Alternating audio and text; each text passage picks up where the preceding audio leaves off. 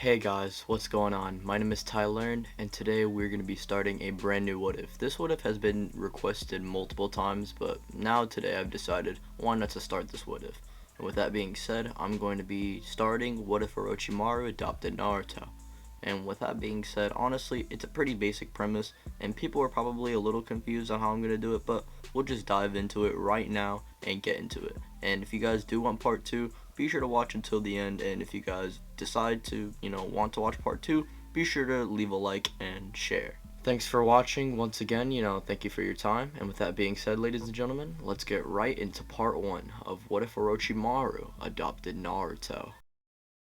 Alright, so you guys are probably wondering how Orochimaru is going to be adopting Naruto per se, and the title might seem, might not what it seems. It's kind of just what if Orochimaru kidnapped Naruto, essentially, but I'll get into why it's kind of considered adopting, at least from Naruto's perspective, but yeah, we'll get into that. Alright, so I think Orochimaru, after figuring out about what had happened to Naruto and the 4th Hokage, he'd understand no one is really there to protect Naruto, and Kabuto would ask Orochimaru why this intrigues him. Now, to make Orochimaru want to kidnap Naruto, it's gonna be kind of similar to how he looked at Sasuke, an easy way for power. But instead of Orochimaru using Naruto, he's gonna be basically just kind of not use him as a body, but essentially use him, for an easy, guard dog or a way for him to be protected. Kurama's power is pretty destructive, and we've seen what happened between him and the Leaf Village, so imagine if Orochimaru was able to control that. He'd be unstoppable at that point, especially since the 4th Hokage, the one person who could try and hold his own against Kurama, died. So Orochimaru still wants that Uchiha clout, but he's going to be using the Nine Tails clout to basically protect himself. And with that being said, this would then lead into around when Naruto is like 1 or 2, and Orochimaru probably wouldn't have the Sound 4 around this point due to them being actually relatively young, so I'm going to say here that it's just Orochimaru and Kabuto as of right now. And with this would then lead into either Kabuto basically impersonating as a Konoha ninja and abduct Naruto, or Orochimaru disguising himself and abducting Naruto. Regardless, Naruto's probably going to be abducted here, and I'll say it's probably going to be in the night so they don't cause too much alarm. Orochimaru and Kabuto easily abduct Naruto, and without even alarming anyone. Anyways, we would then move on to the next morning, where Hiruzen would realize and actually figure out that Naruto is missing. He would then, send out a little bit of ninja for the day, basically, looking around Konoha to see where he is. Maybe, it's a baby after all, right? And with that being said, they would all report that he's nowhere in the village. And this would then begin to scare Hiruzen because now he doesn't know where Minato's son is. With this, Hiruzen would then send out a platoon of ninja and search parties to basically go out and try and find this baby. It can't be too far from the Leaf Village, right? And when they all report that Naruto is nowhere to be seen, this would then be around when Kakashi would ask Hiruzen what's going on, but at the same time Jiraiya would arrive back at the village. This would then lead into Hiruzen explaining to not only Kakashi, but Jiraiya as well, as to what had happened, and Kakashi and Jiraiya are, surprised and shocked. How could this happen? How could Naruto just be mysteriously gone? Jiraiya would then theorize that this could be Orochimaru's doing due to him being lustful for power, and Naruto and Kurama, it's a pretty easy gateway to power for Orochimaru, and Kakashi would then wonder if this was maybe the person who might have helped summon the Nine Tails. Hiruzen doesn't really know who would this be, and I guess the only thing that they can really try and go with is Jiraiya's theory, which is Orochimaru. And the reason why I'm going with this is because I actually don't know if Kakashi, knows if someone summoned the Nine Tails attack or not, but I'll just say that they don't know and they have no trace of trying to get this guy. You guys could go on and correct me in the comments, but I think regardless, the best theory is going to be Orochimaru, so that's really all they can do. Jiraiya would want to go out, but Kakashi would ask Hiruzen and Jiraiya if he could go. Jiraiya at first would say no, and Hiruzen would say that it's too dangerous for Kakashi, and I don't think he's ready for that kind of mission. However, I think Kakashi would actually make a pretty good case here, as for one, he is in the Anbu, so he is a pretty high-skilled ninja. 2, he can accompany Jiraiya, and whenever Jiraiya and Orochimaru want to bury the hatchet, because Kakashi knows Jiraiya and Orochimaru have some past history, maybe Kakashi can go out and try and save Naruto. He doesn't care about Orochimaru, he just wants to save Naruto. Meanwhile, Jiraiya can distract Orochimaru, giving Kakashi time to actually save Naruto. That's his sensei's kid, and that's honestly the only person he really has left that's connected to his past in any way, Minato's son. And with that being said, this would lead into Jiraiya and Hiruzen deciding to allow Kakashi to go on along, and this would then lead into Kakashi and Jiraiya heading out to try and find Orochimaru's hideout. However, Orochimaru and Kabuto are perfectly, fine with this, as they have multiple hideouts and they're always constantly on the move. But when they're not on the move, they're basically trying to train Naruto and raise him. And now I'm going to change the perspective to Naruto. Naruto is not going to really remember anything from his past, and really all he's going to remember is Kabuto and Orochimaru taking care of him. Obviously, these two would be manipulating him to the point to where he thinks that these Leaf Ninja are actually evil, because Orochimaru and Kabuto would basically lie to Naruto and say how the Konoha villagers wanted to try and kill Naruto because of the little fox inside of him. However, Orochimaru and Kabuto believe what they should do is access this power so they could attack the people that wanted to kill Naruto all so long ago. And Orochimaru at this point in Naruto's life is looked at as a hero, a father figure, and honestly just the one person who saved him from death. The one person who was there for him when no one was there at all. And obviously this isn't true, and Orochimaru is just lying to his face along with Kabuto. However, Naruto wouldn't know this. And Kabuto would be mainly raising Naruto from a baby until, he's actually at the right age to be trained at. And around 4 or 5, Orochimaru is just going to be putting Naruto through harsh conditions and promising him that this is all going to be worth it later. At that point, this would then lead into Naruto eventually forcing Kurama out and basically being engulfed in his chakra, and this would lead into Kurama forcing and possessing Naruto to attack Orochimaru and Kurama. However, Orochimaru would then subdue Naruto and basically suppress the seal, to a point to where Orochimaru will unseal it once Naruto is at the point to where he can actually hold his own without the chakra. And with this, Naruto, over the course of his life, would be training with Orochimaru and Kabuto, learning chakra suppression techniques from Kabuto, along with basic chakra control. And once he gets that mastered, along with the chakra suppression techniques, so he can, defend himself, he would then be taken to the next level, literally by being given the curse mark. And with this, we could have, hypothetically, when Orochimaru unseals Kurama, basically Kurama and the curse mark amping Naruto at once, which seems pretty deadly, considering how One-Tailed Cloak is like, a 10 times boost, while the curse mark stage 2 state is 10 times, and I'm just going to be assuming the curse mark 1 stage is 5 times. So it's going to be pretty deadly. And obviously Naruto would be far stronger than his episode 1 self or his Genin self entirely due to his intense training with Kabuto and Orochimaru. And it would be to a point to where Naruto would actually be able to access the curse mark stage 1, and eventually the Sound 4 would be made and Kimimaro would join it as well. And with these training partners helping Naruto along with Orochimaru, this would lead into Naruto eventually discovering the curse mark stage 2 state along with the Sound 4 and Kimimaro around the time where the Land of Waves would take place.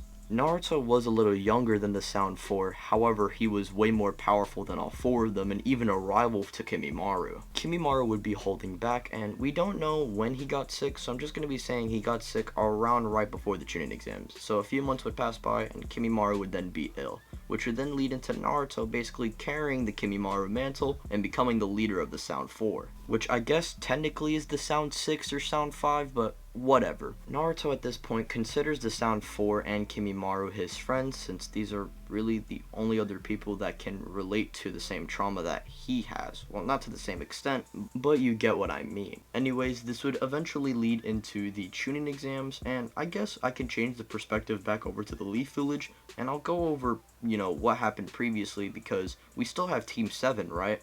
Well, not necessarily, because Kakashi is going to be going out helping Jiraiya search for them. So Kakashi is actually going to be traveling with Jiraiya, while there would probably be a new Jonin instructor for Team 7 and Sasuke and Sakura, which I'll just say Kiba joins the team because why not? And for the instructor, I'll just say it's like Ibisu.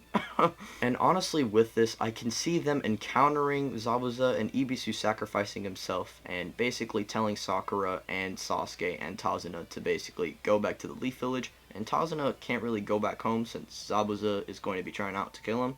So he's going to be vibing in the Leaf Village for now. And as for Sasuke and Sakura, they would be completely devastated that they failed their first mission and their instructor died, and Kiba as well. As for the Kurenai member, honestly, who cares who it is? Like, no one cares. It doesn't matter anyway, because we're focusing on Naruto's perspective. But yeah, that's what would happen in the Land of Waves. Sasuke's still alive, And we would then move back to Orochimaru, Kabuto, and Naruto's perspective, who are getting ready to go out and kill the Leaf Village and Hiruzen. And this would then eventually lead into Kimimaro getting sick. Now, I probably will put text whenever I said it, but earlier in the video I did say that he got sick like around when the Chunin exam started, but that's not true because Kimimaro was there in the anime with Rasa. So I'll just say that right before that moment, Kimimaro is, ill. He gets ill. And Naruto would probably be with Orochimaru, Kabuto, and Kimimaro when that happens. And with Rasa dead, this would then lead into Orochimaru going out with his whole plan,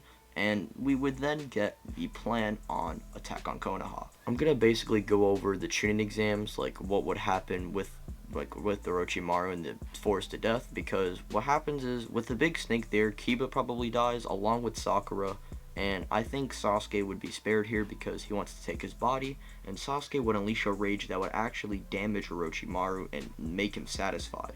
This would lead into Orochimaru biting Sasuke's neck whenever he's worn out, and Sasuke collapsing. And with Sakura and Kiba dead, this would lead into Team Neji encountering just a downed Sasuke, and Team Dosu arriving onto the scene to see what's going on here. Rock Lee would then ask them if they have any idea what happened to his teammates, and Dosu would then say, I don't know, they probably died or something. This would then lead into Rock Lee getting enraged, saying, don't you dare say that about Sakura, and this would then lead into him rushing at Dosu with the first gate already open, meaning he's just gonna bop Dosu in the mouth. And as for Zaku, like in canon, Sasuke would be awoken, and with the first stage of the curse mark, he would break Saku's arm and bop the girl, which was, I think, Ken? Yeah, her. She gets bopped.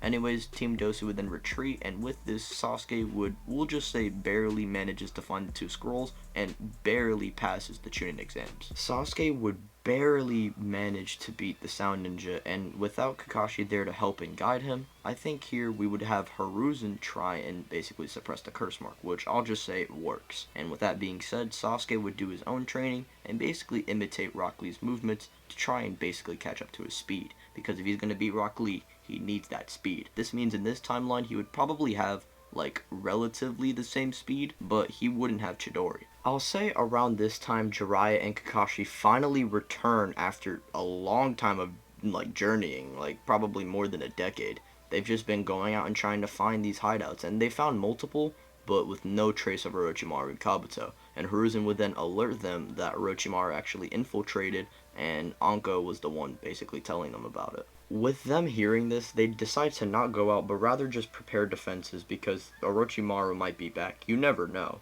And with this being said, we would have the 1 month gap between, the third round of the Chunin exams and the final rounds of the Chunin exams. And with no Naruto here, I think Shikamaru is just going to get bopped by Gaara, who would then try and kill Rock Lee. And with that being said, we would then move on to, Sasuke versus Gaara, which Sasuke would be managing to outspeed him, but he wouldn't have Chidori, which would mean he would just try to force him to basically bleed, and this would eventually lead into Gaara spurging out, and the plan to attack on Konoha initiating. With this, Orochimaru and Hiruzen are going to be trapped in a barrier with the Sound Fort basically powering it up, and we would then have Naruto actually infiltrate that barrier and helping Orochimaru fight Hiruzen. With Kurama here, we would have Orochimaru unsealing Kurama and telling Orochimaru that this is the leader of the village and the man that initiated the killing act on Naruto. With this, Naruto's rage would basically be blinding him essentially, and we would then get him being morphed into a one-tailed cloak. With this and Hiruzen being distracted, Hiruzen would never be able to initiate the Reaper Death Seal, which means Orochimaru's hands are never sealed, and rather Hiruzen is killed off quicker. However, during Hiruzen's time alive, he would be pushing not only Orochimaru, but also Naruto. However, when Orochimaru then summons the first and second Hokage, because at first he thinks it wasn't going to be necessary, but then he would initiate that attack, while Naruto simultaneously, as Orochimaru is doing that, would activate the Curse Mark Stage 2 state, getting 10 times stronger. With this, Naruto would be overwhelming Hiruzen, not to mention the first and second Hokage and Orochimaru himself, even with Enma there. And at most, Hiruzen is going to be trying to summon the Reaper Death Seal, but would be just getting overwhelmed and would inevitably be killed. A lot quicker than in canon, like I said, and Orochimaru wouldn't have his hand sealed. With this, the Sound Four along with Orochimaru and Naruto retreat, while Kakashi and Jiraiya try their best to deal with the beast that is Gaara, since they're the only ones at this point that can even try. And I think Kakashi, with his lightning jutsu, along with basically Gamabunta and Jiraiya there accompanying him, I would say Gamabunta and Shukaku would basically stalemate, while Jiraiya and Kakashi would be focusing on Gaara, and I think Kakashi would be able to nullify Gaara's sand effects with his lightning and basically neck him. Now, I would say during the Naruto and Hiruzen encounter, Hiruzen would be trying to deny what's going on and essentially try and tell the truth to Naruto, which would confuse Naruto a little bit because Hiruzen's telling him an exact opposite thing that Orochimaru told him. But Orochimaru would just manipulate Naruto even more, saying that he's lying and he's trying to gain his trust to basically betray Orochimaru, the one person who saved Naruto. Naruto at that point would then just get rid of that thought in his head and would be convinced that Orochimaru is telling the truth. And with this, they would then recover at the Orochimaru hideout, and they would plan to steal Sasuke Uchiha. Now, I think Sasuke here wouldn't basically meet with Itachi, so he wouldn't have as much motivation to join Orochimaru's side, but I think what would happen is we would have the Sound 4 Naruto basically going out at night to steal Sasuke and convince him to join the dark side. We can have Naruto telling him about his experience and telling him what the Leaf Village wanted to do to him. And this would lead into Sasuke even telling Naruto as to what had happened with him and his clan. And this would then lead into Naruto basically telling him how, notice how a Leaf Village member, or the one person that basically Sasuke looked up to, just killed his entire family. It seems like the only way to basically satisfy Sasuke would be murdering the one person who did this to him. And this is coming from Naruto, who wants to murder everyone in Konoha that did him wrong. And he basically kind of did that already with Hiruzen, but he'd rather just destroy everyone else, except Sasuke, of course, because Orochimaru sees something in Sasuke. And with this, Naruto would put his hand out and tell Sasuke to join him, and Sasuke would agree. Sasuke would shake Naruto's hand, and the Sound 4, or Sound 5, along with Sasuke, would then head out.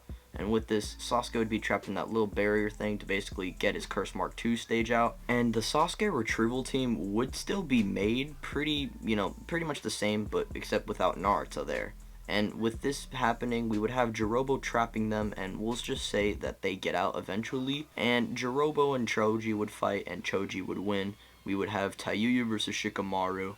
We would have Kiba versus Ukon and Sakon. We would have Neji versus Kidomaru, and we would also have the Sand Trio not arriving in this timeline due to Gaara not really thinking that he needs to owe them, and he already killed Rock Lee as well. Not to mention, this Gaara, again, not Takno Jutsu, this Gaara is still kind of evil, but he's just, I guess, less evil. He's not the same Gaara that went through that entire character arc, which would allow him and the Sand Trio to go out and basically help out the Leaf and owe them a favor. What's going to happen here is Shikamaru and Kiba would probably die against their opponents, while Neji and Choji would barely survive. And as for Kimimaro, when he arrives, well, he doesn't even need to arrive, honestly, because Naruto's there. But Kimimaro would be there for backup just in case, and we would have Kimimaro and Naruto delivering Sasuke, while Kidomaru and Jirobo would fall. Ukon and Sakon and Tayuya would lick up their wounds and arrive back at the hideout, where they would be told, well done, but they need to recover. And Kabuto would basically be there to heal them up. Now, we would then get the 2.5-year gap where the Akatsuki would eventually, after this arc, would go out and try and hunt down the Jinchuriki, and Konoha basically preparing for that arc, and Orochimaru, Naruto, and Sasuke preparing for their training arc, because Naruto needs to defend himself against the Akatsuki.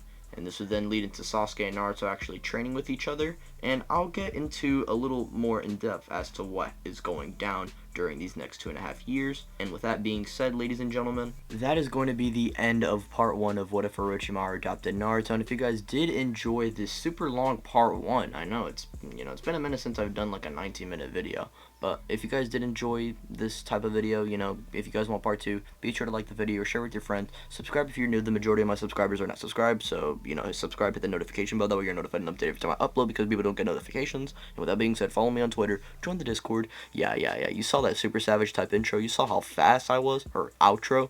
But yeah, with that being said, ladies and gentlemen, I'm gonna catch you on the next video. Peace out. Enjoy your, I don't remember day this video is coming out, but right now it's Sunday, so enjoy your Sunday.